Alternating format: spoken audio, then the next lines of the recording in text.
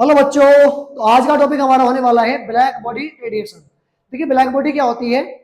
कोई भी एक आइडियल ऑब्जेक्ट जो ऑल टाइप्स के जो फ्रीक्वेंसी होती है उसके जो रेडिएशन होते हैं उनको वो एब्जॉर्ब करती है और हीट करने पर वो उनको इमिट करती है। ठीक है, क्या बोलते हैं उसको? ब्लैक बॉडी बोलते हैं। अब यहाँ पे जो रेडिएशन है, टॉपिक है हमारा ब्लैक बॉडी रेडिएशन। क्या होता है बच्चों ये, इसको हम समझने वाले हैं।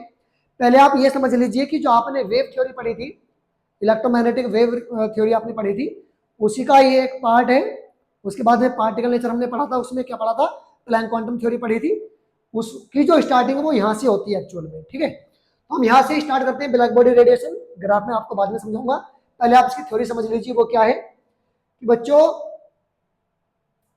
ये बोलता है कि these results could be not be explained by the classical wave theory of light। जो क्लासिकल वेव थ्योरी होती है उस थ्योरी के अकॉर्डिंग ये रिजल्ट आपके एक्सप्लेन नहीं होते हैं, नहीं किए जाते हैं। ये वाले जो आपके रिजल्ट हैं वो इस थ्योरी के द्वारा एक्सप्लेन नहीं किए जाते हैं। आगे क्या बोला? अकॉर्डिंग टू दिस थ्योरी, इस थ्योरी के अकॉर्डिंग। किस थ्योरी के अकॉर्डिंग बेटा? Classification classical wave theory of light. ठीक है, इस थ्योरी के अकॉर्डिंग एनर्जी इज इमिटेड और एब्जॉर्ब्ड कंटिन्यूअसली। इस थ्योरी के अकॉर्डिंग क्या बोला गया कि जो एनर्जी होती है वो इमिटेड होती है कंटिन्यूअसली और एब्जॉर्ब भी होती है। ठीक है, देयरफॉर मतलब the energy of any electromagnetic radiation is proportional to its intensity. उस मतलब जो उसकी एनर्जी है किसी इलेक्ट्रोमैग्नेटिक रेडिएशन की, वो क्या है? डायरेक्टली प्रोपोर्शनल है यहाँ पे किसके? उसकी इंटेंसिटी के। जितना इंटेंसिटी होगा उतना ही ज्यादा उसमें एनर्जी होगा, ये इसने बोला। आगे क्या बोला? And independent of its frequency और वेवलेंथ। ये डिपेंड था किस पर? इंटेंसिटी पर। बट इंडिपेंडेंट था किस पर? ये फ्रीक्वेंसी और वेवलेंथ पर। भाई उसकी क्या वेवलेंथ है उसका कोई मतलब इसमें नहीं था, क्या फ्रीक्वेंसी है उसका कोई इसमें मैटर नहीं है। केवल और केवल वो किस पर डिपेंड थी? यहाँ पर वो आपकी डिपेंड थी इंटेंसिटी पर। ठीक है बच्चों, फिर उसके बाद क्या बोला? दस the radiation emitted by the body. जो आपके रेडिएशन है वो इमिटेड है किसके द्वारा? बॉडी के द्वारा। Heated should have the same colour. जिस कलर में आप उसको, जिस कलर से आप उसको हीट कर रहे हैं वही कलर उसमें से क्या होता है? इमिट होता है। उस वही वेवलेंथ और वही फ्रीक्वेंसी उसमें से क्या होती है? इमिट होती है। although the intensity of the color might change with variation in temperature। बाद में क्या बोला गया कि बेटा जो आपकी इंटेंसिटी है, जो कलर चेंज हो रहा है यहाँ पे, वो किसके साथ में चेंज हो रहा है? टेम्परेचर के साथ में चेंज हो रहा है। आपने देखा होगा आपके पास कोई आयरन ऑब्जेक्ट है, ठीक है, अगर आप उसको 3000 केल्विन के अप्रोक्स अगर उसको आप हीट करोगे तो वहां पे वो कन्वर्ट होगा रेड कलर में, देन वो कन्वर्ट होगा ऑरेंज कलर में, या इसको आप लाइट और लाइट रेड भी बोल सकते हो। ठीक है, देन वो कलर चेंज करेगा ब्लू, अगर आपने देखा हो तो।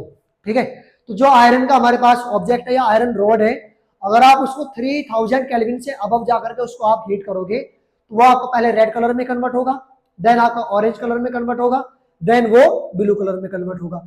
और ये जो आपका कलर है ये किस में आता है बेटा? ये आता है विजिबल रेज में। किस में आता है? ये विजिबल रेज में आता है। भाई अल्ट्रावायलेट रेज वो अलग हो गए और हमारे पास इंफ्रारेड वो अलग हो गए। ये जो हमारे कलर हैं ये कौन से वेव में, कौन से रेज में आते हैं? विजिबल रेज में आते हैं। और अगर विजिबल के लिए आप अगर आप इसका पीक ग्राफ देखोगे तो यहाँ पर जो ब्लू ब्लू कलर यहाँ पर आ रहा है बेटा, उस पर जो आपका वेवलेंथ होगा वो इसके लिए लैम्डा मैक्सिमम होगा। जो आपका विजिबल के लिए, विजिबल रेज के लिए जो आपका लैम्डा मैक्सिमम होगा ब्लू कलर के लिए, वो आपका यहाँ पर होगा। वो कितना है हमारा? 1000 और 0 के बिटवीन है। ठीक है, तो इंटेंसिटी, ये आपकी इंटेंसिटी हो गई इधर को, और ये क्या हो गया? इसका वेवलेंथ हो गया। क्लियर है? तो वेवलेंथ आपका इधर को इंक्रीज हो रहा है, बट जो विजिबल रेज है हमारा, विजिबल रेज में जो लैम्डा मैक्सिमम है बेटा वो हमारा यहाँ पर होगा। ठीक है, और इंटेंसिटी यहाँ पर मैक्सिमम होगी जहां पर ये ब्लू कलर में कन्वर्ट होगा। मैंने आपको बता दिया है पहले ऑब्जेक्ट किस में कन्वर्ट होगा? रेड में। जो आयरन रोड होगी पहले रेड होगी, देन ऑरेंज होगी, देन उसके बाद ब्लू होगी, है ना। हर कलर की अपनी एक फ्रीक्वेंसी होगी और अपना एक वेवलेंथ होगा, है ना। तो आप यहाँ पर देख सकते हैं, क्या देख सकते हैं बच्चों, कि जो आपका ब्लू वाला है, ब्लू कलर वाला है, उसका वेवलेंथ कितना है, जो आपका रेड वाला है उसका वेवलेंथ कितना है, जो आपका ऑरेंज वाला है उसका वेवलेंथ कितना है, ये आपको दिख रहा होगा। ये ब्लू कलर के लिए लैम्डा मैक्सिमम हो गया यहाँ पे, ये आपका ऑरेंज के लिए लैम्डा मैक्स हो गया, और ये आपका रेड के लिए लैम्डा मैक्स हो गया, ठीक है।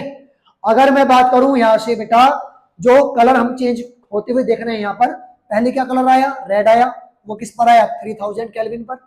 देन ऑरेंज आ गया 4500 केल्विन पर। देन उसके बाद वो किस में कन्वर्ट हो गया, ब्लू में कन्वर्ट हो गया, और उस पर क्या टेम्परेचर था, 6000 केल्विन। उसकी अपनी एक फ्रीक्वेंसी है, आप देखोगे रेड के लिए फ्रीक्वेंसी अलग होगी, ऑरेंज की फ्रीक्वेंसी अलग होगी, और ब्लू की फ्रीक्वेंसी अलग होगी।